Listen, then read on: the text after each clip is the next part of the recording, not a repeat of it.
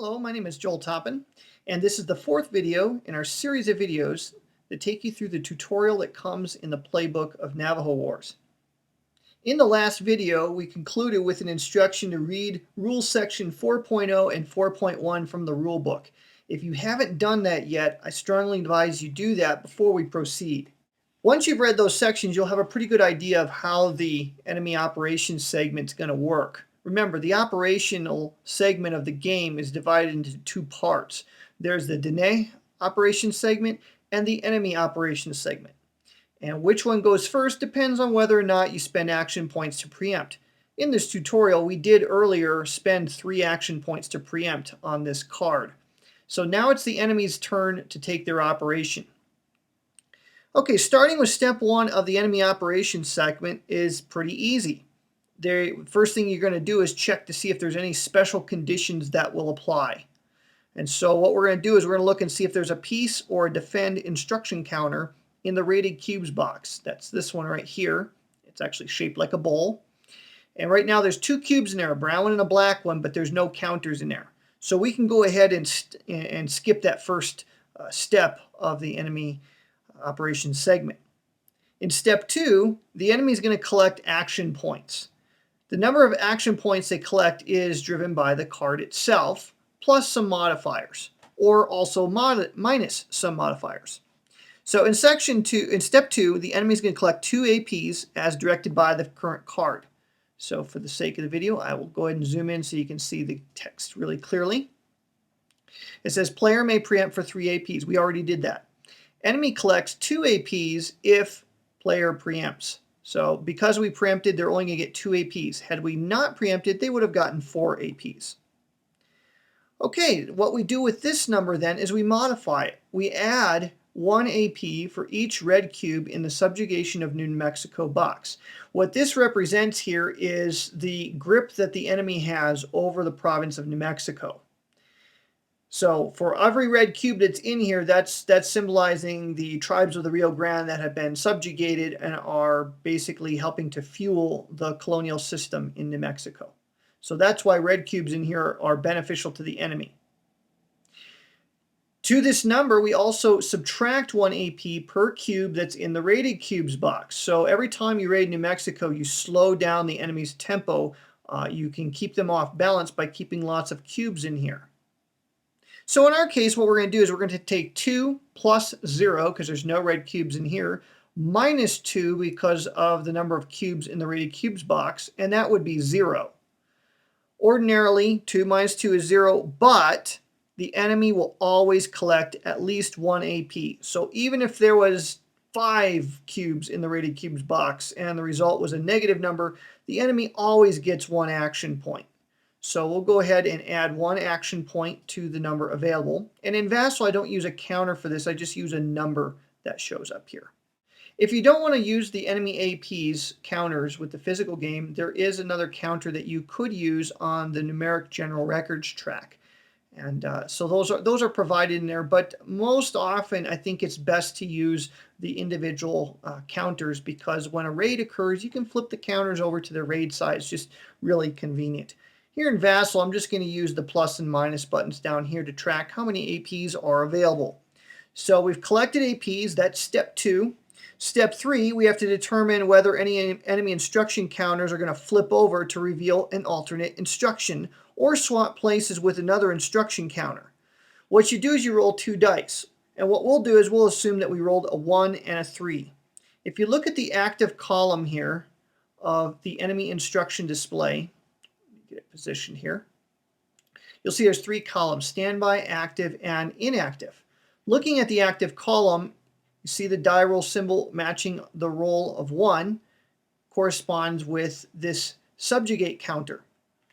So looking at that counter there on the 1 row, you notice it has a stripe across the bottom. Striped counters never flip unless there's an event that specifically instructs you to do so. So this counter is not going to flip at all. And the other die roll was a 3, so we look at the 3 column and we see the build instruction here, and we go ahead and we flip it over to its colonize side. Remember, we only do this for the active column. We don't do that for the standby column. So that's step 3. Step 4, the enemy is now going to spend its action points that they've collected. They're going to spend that to execute the instructions that are in the active column, and they're going to do it from top to bottom. So the topmost instruction is the one they're going to execute. If they don't have enough action points to execute the instruction, then nothing's going to happen. So what we'll do here is we'll go ahead and execute this topmost instruction because it only costs 1 AP. That's the numeric value on the bottom shows you how many APs you're going to spend to carry out that instruction. The AP cost that says like from 1 to 3, what that means is you're going to spend the most APs possible up to the maximum. So you'll spend, if you only have 1 AP available, you would spend only 1 to execute the subvert instruction here. But if you had 3 available, you would spend all 3 to do so. In our case, we have only 1 available for the enemy, so they spend it, and we go ahead and carry out the subjugate instruction. Before we carry out this instruction, I'm going to need you to pause here for a moment and read Rule Section 4.2.10 in your rulebook. That instruction will take you through, that paragraph is going to take you through how to handle the subjugate instruction. So pause the video for a moment, read that paragraph, and then we'll carry on. Okay, now that you've read about how to handle the subjugate instructions, and by the way, in the charts that come with the game, there is a panel in the threefold segment of charts that has tersely worded representations of what you find in the rulebook for each of these instructions. But remember, the rulebook governs. Okay, so let's carry out this instruction. As you read in Rule 4.210, for each AP spent, a cube has to be drawn from the raid pool bag. Since 1 AP was spent, we're just going to draw 1 cube out of the bag. And ordinarily that's done randomly, but again, for the tutorial, let's assume that we pulled out another brown cube. So I'm going to go ahead and draw out another brown cube. Okay, whenever you draw out a cube for this, you have to look at what the instruction says to do with it. If it's a red cube, it's going to go into the subjugation of New Mexico box. But since we didn't draw a red cube, you're going to place this into the recovery box. So rather than slowing the enemy down, what this means is cubes that are in the recovery box are cubes that are not slowing the enemy down, but they're not actually in the bag either. And so if you try to raid New Mexico, the odds of drawing a brown cube are pretty small now because there's only 1 left in the bag. So it's showing that the New Mexicans are on the alert.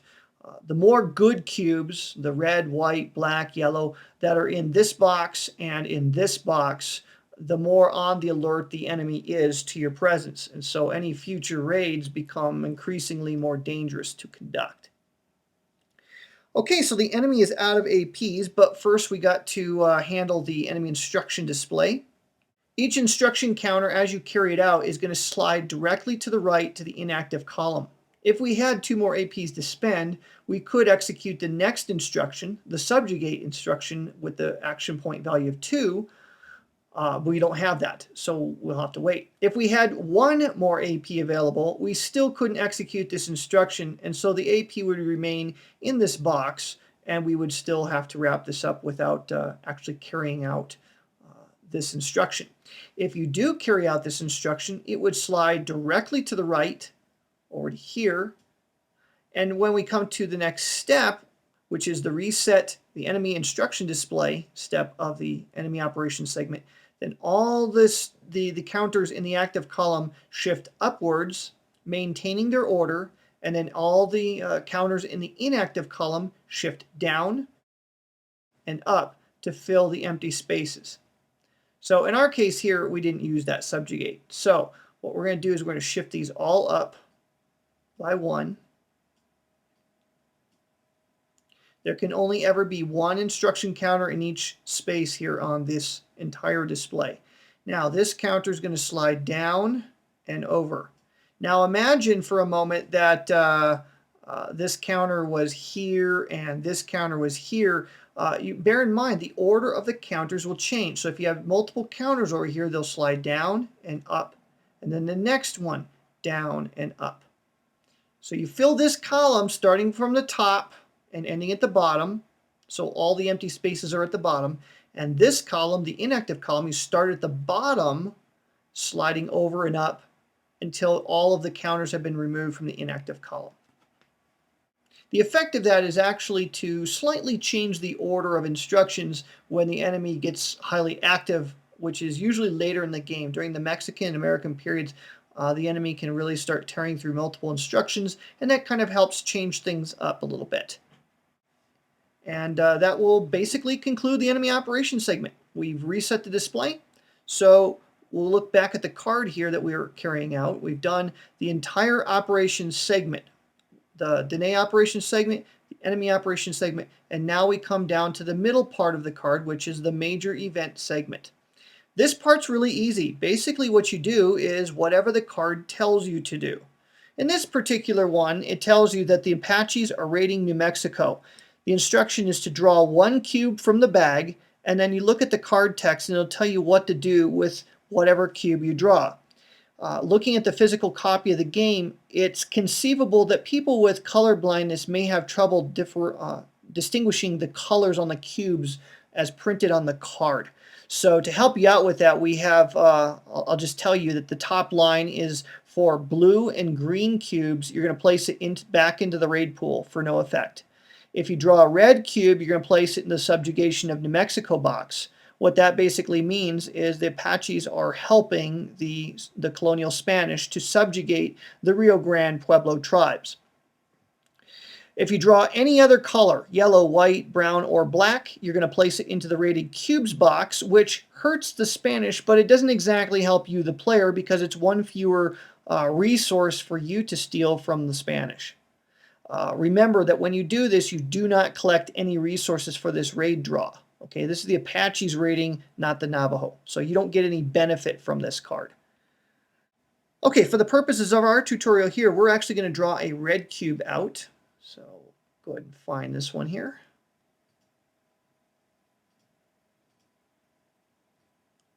And we will put it in the subjugation of New Mexico box. Okay, that concludes the major event segment. So now we go to the next part of the card. Working our way down from top to bottom, we find the minor event segment, which is to roll and see which area is going to suffer from drought. What I'm going to ask you to do here is pause for just a moment and read the entire section 7 of the rule book. It's not a very long section. Pay special attention to the rule that pertains to rolling for drought. That's rule 7.2.1. Okay, let's execute this minor event. And what we'll do here is we're going to assume that we rolled a 2 for this particular event. So it says to roll, see which territory suffers drought. I've zoomed the map out a little bit here so you could see the die roll symbols. That each territory has a die roll symbol associated with it. And what we do is we look and see which territory matches the die that we rolled here. And we rolled a 2, so that corresponds with the San Juan Valley. And so we will put a drought counter in one of the 2 drought spaces of the San Juan Valley territory. What that's going to do is actually it's going to impact your ability to feed your population. It's going to impact negatively the arability of the land in that particular territory. You can read more about arability in the glossary in section 13. You can look up arability and drought spaces and read those paragraphs, and it'll tell you more about those particular elements. So now that we've finished the minor event segment, we can conclude the execution of card 32. The discard phase is really simple. We just discard the card. So I'm going to go ahead and do that there.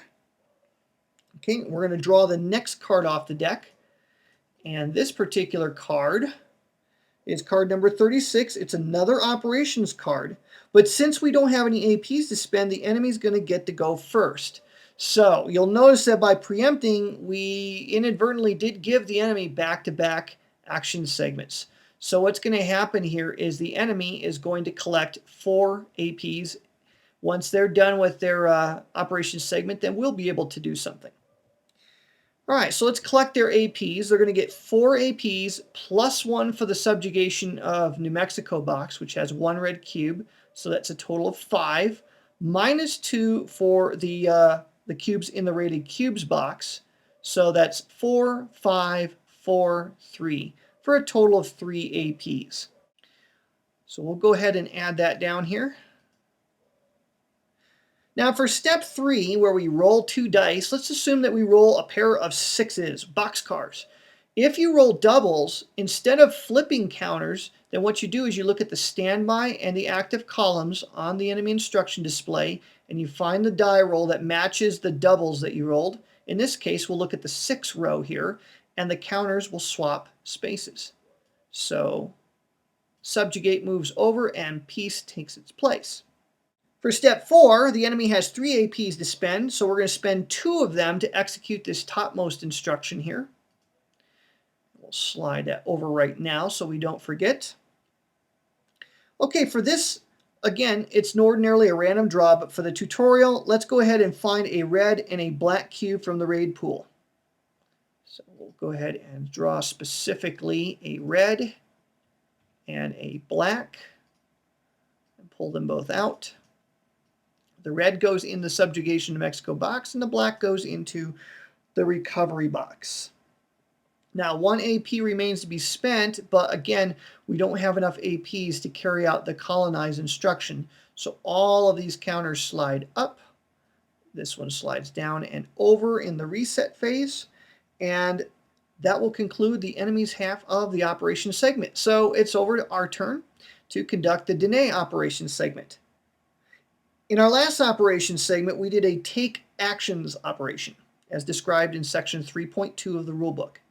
What we're going to do here is a planning operation. So to prepare for this, I'm going to need you to do a little bit of reading. I'm going to need you to turn to your rulebook and look up section 3.1, which is on page 6. I'll need you to read all about planning. So all of section 3.1, it's a step-by-step procedure that we're going to carry out. But go ahead and read about that before loading the next video.